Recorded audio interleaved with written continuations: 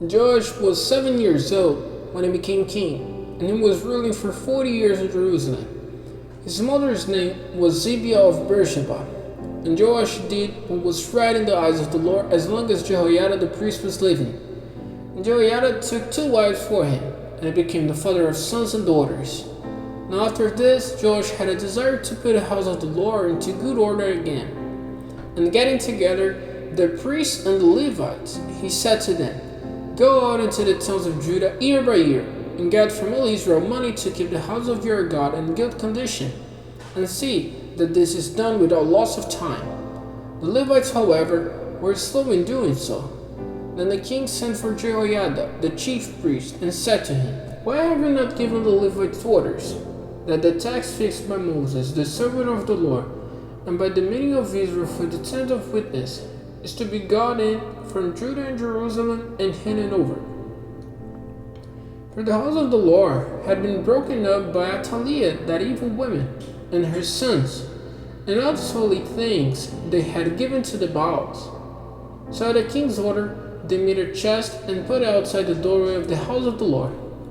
And an order was sent out through all Judah and Jerusalem that payment was to be made to the Lord of the tax which Moses, the servant of God, had put on Israel in the wasteland.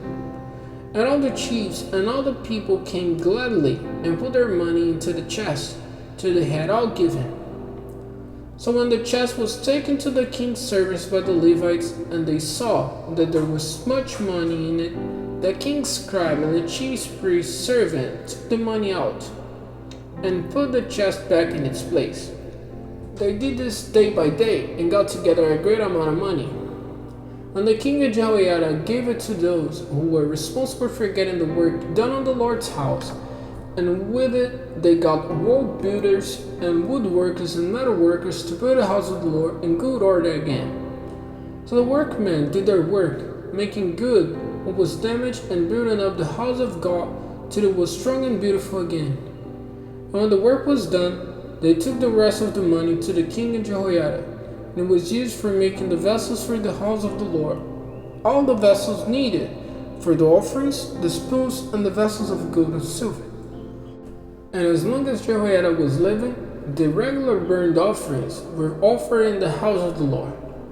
But Jehoiada became old and full of days, and he came to his end. He was 130 years old at the time of his death, and they put him into his last resting place in the town of David among the kings, because he had done good in Israel for God and for his house. Now after the death of Jehoiada, the chiefs of Judah came and went down on their faces before the king. Then the king gave ear to them, and they gave up the house of the Lord God of their fathers, and became worshippers of pillars of wood and of the images. And because of this sin of theirs, wrath came on Judah and Jerusalem. And the Lord sent them prophets to make them come back to him, and they gave witness against them, but they would not give ear.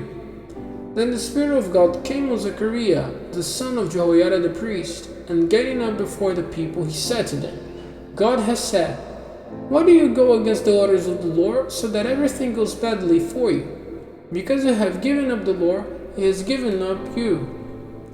But when they had made a secret design against him, he was stoned with stones by the king's order in the outer square of the Lord's house. So King Joash did not keep in mind how good Jehoiada his father had been to him, but put his son to death.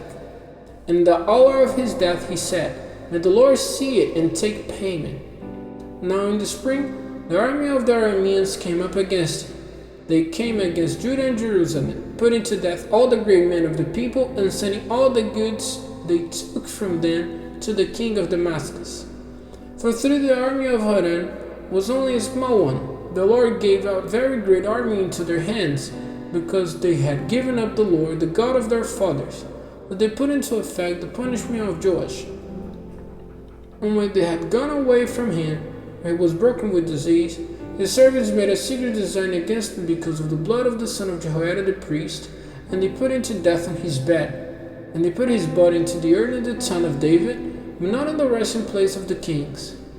Those who made designs against him were Zabad the son of Shimeah, an Ammonite woman, and Jehozabad the son of Shimri, and Moabite women. Now the story of his sons, and all the words said by the prophet against him, and the building up again of the Lord's house, are recorded in the account of the book of the Kings. And Amaziah his son became king in his place.